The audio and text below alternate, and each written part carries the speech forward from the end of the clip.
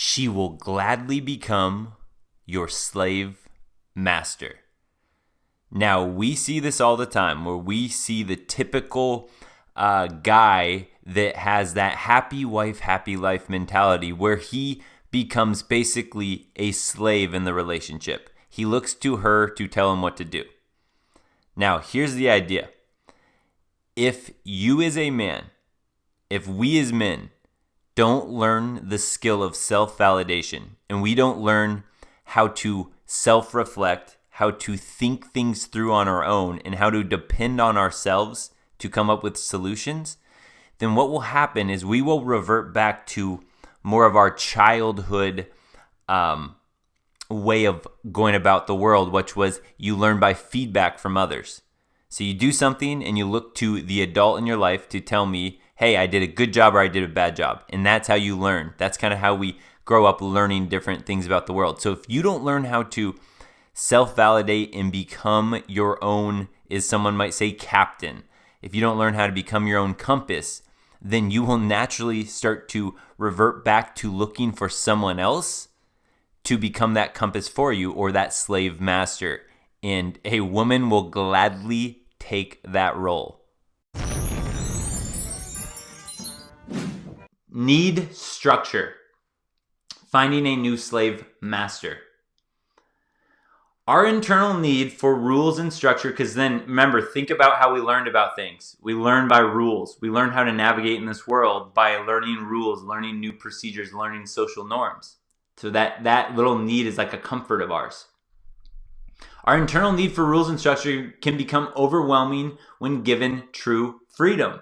It can become really overwhelming when you become the person that sets all your own boundaries and rules. So what better way, and this is why you actually find a lot of guys that maybe lived a whole bachelor life, but then they were later in life, and all of a sudden they go, you know what, I think I was missing something, and they go back to the plantation. They decided to go get married or something like that, and they go that route. Well, what better way to satisfy this need for structure than finding a female slave master? She will always give you rules and structure to satisfy that inner desire. This is why, and it's so weird, but learning about different personality types does open up a lot of things, because some personality types handle risk better. Some personality types handle newness, changes better than others.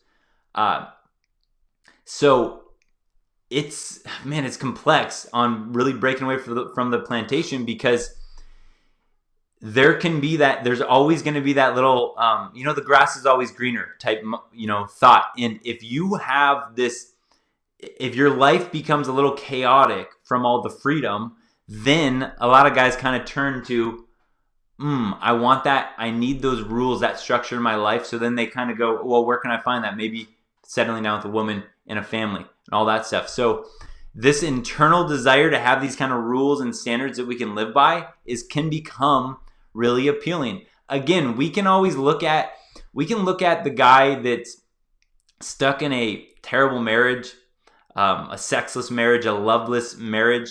We can look at him now and be like, dude, what were you thinking? Why would you do that to yourself? But when we really step back and kind of look at these things, it's like, think about how appealing that was to him at the time. Having that structure, having that sense of responsibility and accountability. Again, that feeds a lot of our internal desires that we have as human beings. So it actually makes a lot of sense. We just don't realize, we don't fast forward the tape and realize what's going to happen. So we kind of get ourselves into that without questioning things. That's when you really get yourself in trouble. 29-year-old woman was texting Chad while on a date with me. Jawara, if we ever went on a man date, no homo, man date, I would not be texting other people. I would be right here with you, Jawara, my man. Oh, marriages are terrible. I mean, I'm sure there are some good ones. There are some good ones, I would say, but red pill at 13 years old, that's early. Hey, there's a good question for you guys. When do you consider yourself, and even me, I can't even say that I'm fully red pilled because I keep waking up to things. I could say I think I'm red pilled, But even stuff like paternity fraud, I woke up to that recently. All the marriage laws and all that stuff, I woke up to that recently. So I could say when I first started taking the red pill was 18 years old. What about you guys? When did you first start taking the red pill? Because there's still probably stuff that I'll wake up to, in a year from now that I'll be like, oh my gosh, I thought I was red pilled. Okay, what do we got here? Oh, finding the new slave master under new management. Got the old ball and chain. And guys, I have seen guys that look like they were going to be forever bachelors. I have a buddy. I never want to give away too much because I know certain people in my life watch my channel. I don't want to, make anyone feel bad. But I have a buddy that in his late 30s, he looked like he was going to be the forever bachelor. In his late 30s, all of a sudden, he got a girlfriend, and then all of a sudden, he, recently got married. And now he's like living the plantation life, and I can see it's very early. It's very recent in their marriage, very recent. I can see how, excited he is, and I believe it's because he found a new slave master. He found a new slave master to give him a sense of purpose and all that stuff. He had a lot of goals. He accomplished a lot of stuff in his own life. Successful at his work. Successful with his job. Moving up, promotions. And I think he went stagnant. A couple of his brothers have families now. So I believe that he kind of found a new slave master, and it's making him feel right now good. He's happy that he put himself in this environment. He's happy that he's getting these rules and this structure in his life. I really, truly believe that. I just think that happiness will wear out in a year or two. And it will only become worse with, her putting on rules and all this stuff for him. Number 6 now. Okay, so let's say, it comes around and you go through this period where you're like, man, I need rules, I need structure, like what I was just telling you about one of my buddies. And now you have number 6, the new master, who praises and scolds you.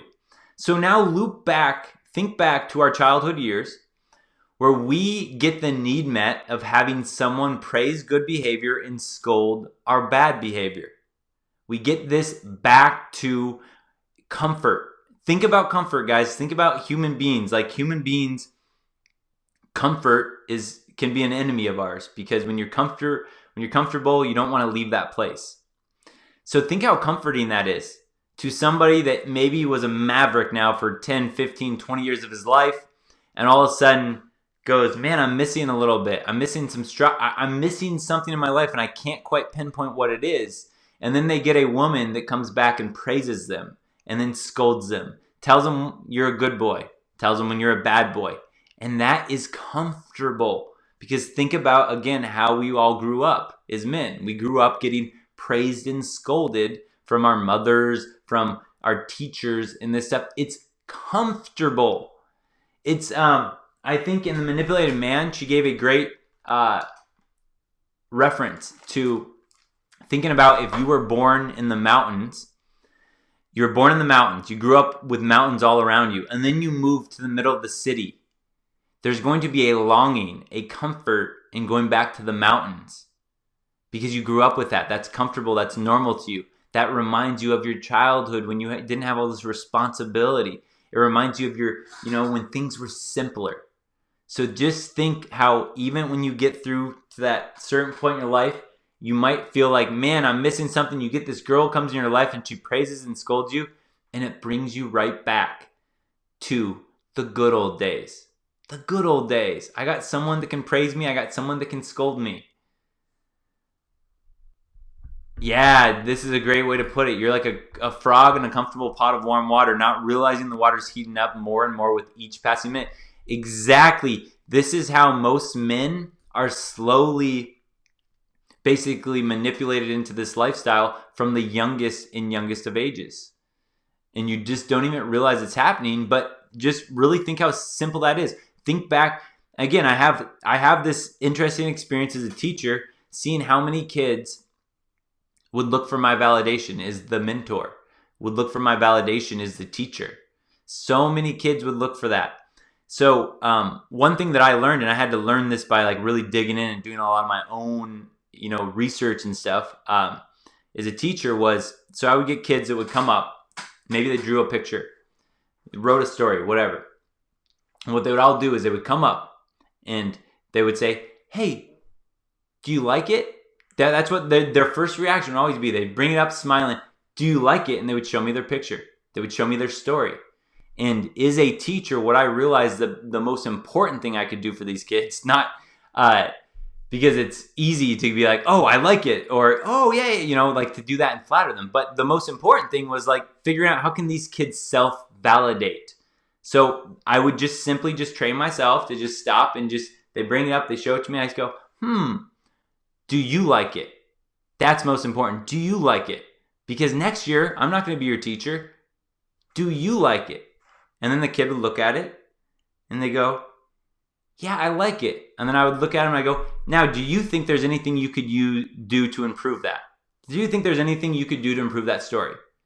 Do you think there's anything you could add to that picture to make it more detailed? Just ask them that question. They look at it again. You know what? I think this picture is missing a sun. I could add a sun. Or, this story, I think I could add a couple more details, right? And they look back at the story and they learn to self-validate. But that's not a skill that's typically taught. So we learn to look for praise. We learn to look for guidance from people older than us. And especially to us guys, right? We can come back in this and all of a sudden you go, wow, I got someone that's telling me I'm doing a good job, or somebody that's telling me I'm not doing a good job. This is nice. This is comfortable. This is comfortable. That's when you get in trouble by picking a new slave master, the woman that feels comfortable for a while, but eventually, again, you're going to long for that freedom. But for a period of time, it will feel comfortable to do that. Back to this idea that she will gladly become your slave master. How true does this seem to be to you? Is this something that you live through yourself in a relationship with a woman, or maybe even a friendship? Could have been boyfriend, girlfriend, maybe you were married, or do you know friends of yours that have allowed themselves to become basically the slave and the woman in the relationship becomes the slave master? How true is this? Do you see this pretty frequent? Let us know below. Don't forget, subscribe, like, comment, share the video, but definitely subscribe.